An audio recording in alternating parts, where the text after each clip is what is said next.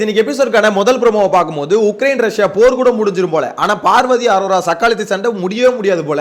ஏன்னா இன்னைக்கான கேஸும் அதுதான். ஸோ அரோரா வந்து பார்த்தீங்கன்னா பார்வதி மேலே கேஸ் தொடுக்குறாங்க. அரோராக்கு இதை தவிர வேற கண்டென்ட் இல்லை அப்படின்றது நம்மளுக்கு ஏற்கனவே தெரிஞ்ச விஷயம் தான். ஏன்னா அந்த பொண்ணு இதையே திருப்பி திருப்பி திருப்பி கலரி ஒரு கண்டென்ட் பண்ணுது. பார்வதியை பொறுத்த வரைக்கும் பார்த்தீங்கன்னா அரோரா சொன்ன பாயிண்ட் உண்மை தான். அதாவது எப்படியாவது இந்த பீஸ் வெளியே போயிடுச்சுன்னா நம்மளுக்கு ரூட் கிளியர் ஆகிடும் அப்படின்ற மாதிரி பார்வதி ஒரு மைண்ட் செட்டில் இருக்காங்க. ஸோ அதனால கேஸும் போடுறாங்க. என்னை பொறுத்த வரைக்கும் கமுர்தீனுக்காக ரெண்டு பேரும் இன்னும் அடிச்சுக்கிறாங்க அப்படின்றது கிளியரா தெரியுது. எனிவேஸ் இந்த கேஸை பொறுத்த வரைக்கும் ஒரு இன்ட்ரெஸ்டிங்கான ஃபேக்டர் ஒன்று இருக்கு. ஸோ அது என்னன்றதை டீடைல்டாக பார்க்கலாம். சேனலை ஃபர்ஸ்ட் டைம் பார்த்தீங்கன்னா சப்ஸ்கிரைப் பண்ணிட்டு வீடியோ லைக் பண்ணி வச்சுக்கோங்க. ஆக்சுவலாக விஷயம் என்ன தெரியுமா, முதல்ல இதில் அட்வொகேட்டாக போட்டிருக்காங்கல்ல, எதுக்கு விக்கல் சீக்கிரமே திருப்பி திருப்பி லாயராக போடுறாங்க? எனக்கு அதுதான் ஒன்றும் புரியல. வேற யாருமே வீட்டுக்குள்ளே இல்லையா? ஏன் விக்கல் சீக்கிரம் மட்டும் எடுத்து போறீங்க? அவருக்கு மட்டும் தான் வாய் இருக்கா? மற்றவங்களுக்கும் வாய்ப்பு கொடுங்கடா, பைத்தியக்காரங்களா அப்படின்ற மாதிரி தான் சொல்ல தோணுது.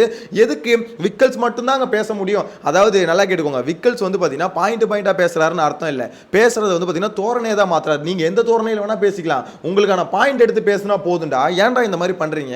எதுக்கு விக்கல்ஸே எல்லாம் போடுறீங்க? இங்க வந்து அரோரா வந்து விக்கல்ஸை ஃபிக்ஸ் பண்ண மாதிரி தெரியுது. ஏன்னா விக்கல்ஸ் வந்து பார்த்தீங்கன்னா அரோராக்கு சாதகமாக பேசுற மாதிரி இருக்கு. ஆனால் அவர் உட்கார்ந்துருக்கிறது பார்த்தீங்கன்னா பார்வதிக்கு பக்கத்தில் உட்காந்துருக்காரு. ஸோ என்னன்னு கிளியரா புரியல.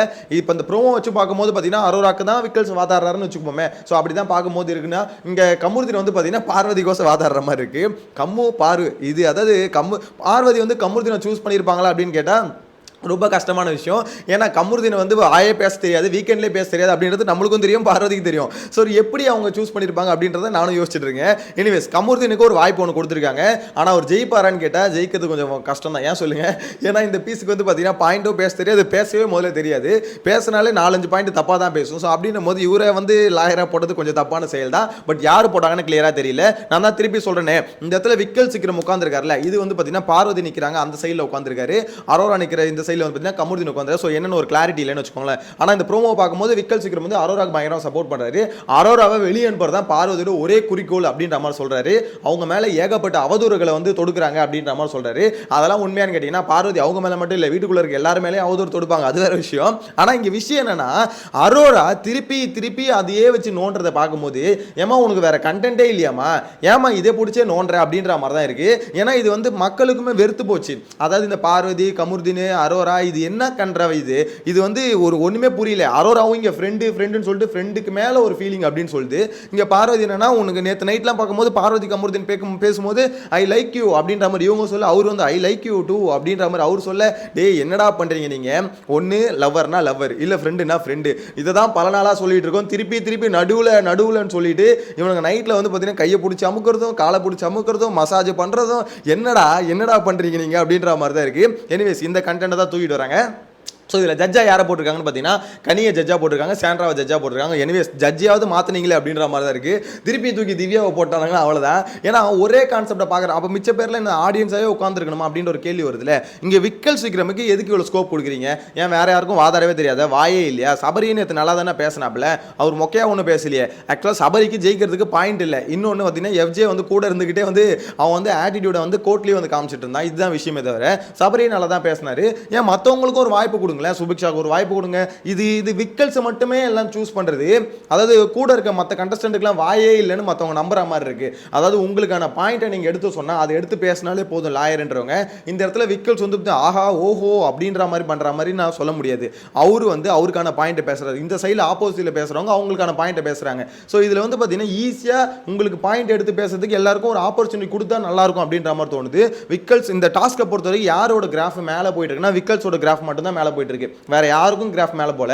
ஏன்னா இந்த டாஸ்க்கை பொறுத்தவரை ஸ்டார்டிங்லேருந்து இப்போ வரைக்கும் லாயரா நான் பாயிண்ட் பேசுறேன் எல்லா ப்ரோமோலையும் விக்கல்ஸ் மட்டும் தான் வந்துட்டு இருக்காரு. நம்ம அவரை குறை சொல்லக்கூடாது. ஏன்னா விக்கல்ஸ் வந்து பார்த்தீங்கன்னா நல்லா பேசுறேன் அப்படின்னு நம்ம ரெஜிஸ்டர் பண்ணிக்கிட்டே இருக்காரு.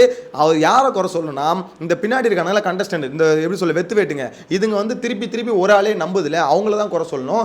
ஏன் மாற்றி போடுங்களேன், என் விக்கல்ஸ் சுற்றிக்கு ஒரு ஆடி ஜட்ஜாக போடுங்க, இல்லை வந்து சும்மா உட்கார வைங்க ஆடியன்ஸா. அப்போ மற்றவங்களும் போய் அங்கே பேசட்டும், பேசினா தானே தெரியும் அப்படின்ற மாதிரி தான் இருக்கு. சூஸ் பண்ணும்போதே பார்த்தீங்கன்னா விக்கல்ஸ் எடுத்தால் நம்ம ஜெயிச்சிருவோம். அது என்ன மாதிரி ஒரு நம்பிக்கை, அது என்ன மாதிரி ஒரு மித்து? இந்த மித்து தான் பார்த்தீங்கன்னா விக்கல்ஸுக்கு வெற்றி அப்படின்ற மாதிரி தோணுது. ஏன்னா அந்த ஆள் பார்த்தீங்கன்னா வீட்டுக்குள்ளே இருக்க முக்காசி பேருக்கு வந்து நான் வந்து காமெடியன் அப்படின்னு முதல்ல நம்ப வச்சாரா, அதுவே ஃபர்ஸ்ட் வெற்றி. அது வெளியே நம்பல, அது வேறு விஷயம். அது வந்து முதல் வெற்றியா. அதுக்கடுத்து பார்த்தீங்கன்னா டஃப்பான பிளேயர் நான் தான்டா அப்படின்ற மாதிரி ஒரு விஷயத்தை வந்து ரெஜிஸ்டர் பண்ணாப்ல, அது வந்து வீட்டுக்குள்ளே இருக்கணும்னு நம்பிட்டானுங்க. அதுவும் அவருக்கு ரெண்டாவது வெற்றி. இப்போ இந்த டாஸ்க்கை பொறுத்த வரைக்கும் பார்த்தீங்கன்னா நான் தாண்டா ஒரிஜினல் வக்கீல், என்னை விட யாரும் ஆதார முடியாதுடா, நான் போனால் அந்த டீம் ஜெயிக்கும்டா அப்படின்ற மாதிரி ஒரு விஷயத்தை கிரியேட் பண்ணுறாருல, அந்த கிரியேட் பண்ணி அவருக்கான ஸ்கோப்பை வந்து அவர் எடுத்துக்கிறாரு. ஆனால் மற்றவனுக்கு வந்து பார்த்தீங்கன்னா நல்லா உட்காந்து வேடிக்கை பார்க்குறானுங்க அப்படின்ற மாதிரி தான் இந்த டாஸ்க்கை பொறுத்த வரைக்கும் என்னை பொறுத்த வரைக்கும் அதான் ஃபீலிங் வருது. எந்த ஒரு கேஸாக இருந்தாலும் சரி விக்கல் சீக்கிரம் போட்டு லாயரா போடு. என்னடா நடக்குதுங்க விஜய் சேதுபதி சார்? இதையும் வந்து நீங்கள் கேட்க மாட்டீங்க. நீங்கள் விக்கல்ஸுக்கு ஆப்போசிட்டாக யாராவது ஏதாவது பண்ணால் சொம்பு அடிப்பீங்க, சாரி பக்கெட் அடிப்பீங்க. ஆனால் இப்போ வந்து பார்த்தீங்கன்னா விக்கல்ஸுக்கு அகேன்ஸ்டாக நீங்கள் எப்படி கேட்பீங்க? அதாவது விக்கல்ஸுக்கு அகேன்ஸ்டாக கூட கேட்க வேணாம், விக்கல்ஸுக்கு ஏன்டா இப்படி வந்து எல்லாரும் சூஸ் பண்ணுறீங்க அப்படின்னு ஒரு கேள்வியாக தயவு செஞ்சு கேளுங்க சார். போன வாரம் மாதிரி வந்து பக்கெட்டை தூக்காதீங்க சார், அது நல்லா இல்லை அப்படின்ற மாதிரி சொல்ல தோணுது. ஏன்னா மற்றவங்களுக்கும் வாய்ப்பு கொடுக்கணுங்க. கொடுத்தாதுன்னு அவனுக்கு என்ன டேலண்ட் இருக்குது, அவனால எப்படி பேச முடியுதுன்னே தெரியும். இந்த இடத்துல கமுருத்தினை வந்து பார்த்தீங்கன்னா இப்போ கொடுத்துருக்காங்க, நம்ம கமுருத்தினை ட்ரோல் பண்ணுறோம், இவனுக்கு வந்து வீக்கெண்ட்லேயே பேச தெரியாத எப்படி இங்கே வந்து பேசுவோம் அப்படின்ற மாதிரி. ஆனால் அவனுக்கு அந்த வாய்ப்பு அங்கே கொடுத்துருக்காங்களே, கொடுக்கும் போது தானே தெரியும் ஓகே அவன் எப்படி என்னென்ன பாயிண்ட் பேசுகிறான், எப்படி கரெக்டாக பேசுகிறானா இல்லையா.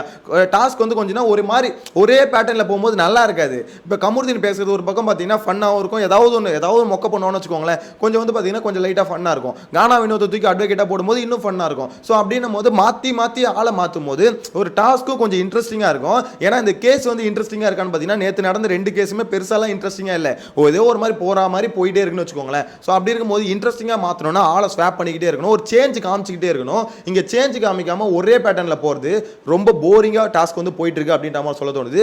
ஆனால் இந்த கேஸ் இருக்குல்ல, இந்த கேஸுக்கு அப்புறம் பயங்கரமான சண்டை வந்து இருக்குது அப்படின்றது கிளியராக தெரிஞ்சு போச்சு. கண்டிப்பாக பார்வதி விட மாட்டாங்க. அரோரா நான் உனக்கு எத்தனை வாட்டி சொல்லிட்டேன், இந்த மேட்டரை வந்து எடுத்துகிட்டு வராத, இதுக்குள்ள நம்மளுக்குள்ளே இருக்க டாஸ்க்குள்ளே எடுத்துகிட்டு வராத, டாஸ்க்குள்ளே எடுத்துகிட்டு வர சொல்லிட்டு தானே இருக்கேன், திருப்பி நீ ஏன் எடுத்துகிட்டு வர அப்படின்ற மாதிரி பார்வதி கம்பல்சரி சண்டை போடுவாங்க.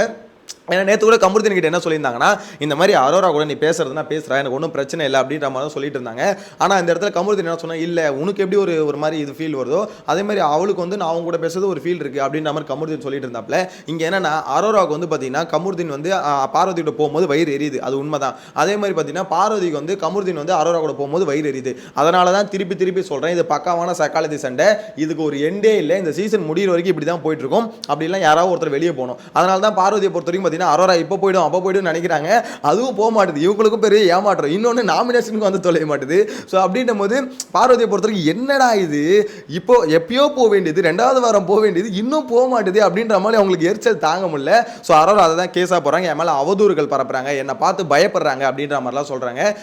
ஆக்சுவலாக அரோராவை பார்த்து பார்வதி பயப்படுறாங்களான்னு கேட்டிங்கன்னா பயப்பில்லை. ஆக்சுவலாக அவங்கள பொறுத்த வரைக்கும், அதாவது அரோரான்ற ஒரு டஃப்பான பிளேயர் வந்து நம்மளை தாக்கிடுவாங்க அப்படின்ற மாதிரி பார்வதிக்கு பயம் இல்லை, எங்கே கமுருத்திரை தூக்கிடுவாளோ அப்படின்ற மாதிரி பயம் தான். ஏன்னா அரோரா பார்த்து அவங்க பயப்படுற ஒரே விஷயம் தான், திருப்பி இவனை வந்து பிரெயின் வாஷ் பண்ணிடுவாளோ, பண்ணி இங்கேருந்து தூக்கிட்டு போயிடுவாளோ அப்படின்ற மாதிரி தான். அதனால பேசும்போதுல அவங்களுக்கு பயமாகுது. ஏன்னா கமுருதினர் ரொம்ப ஈஸியாக மண்டை கழுவிடலாம், ஏன்னா மண்டைக்குள்ள ஒன்றுமே இல்லை, மக்கு. அதனால தான் மக்ருதின் பேர் வச்சிருக்காங்க.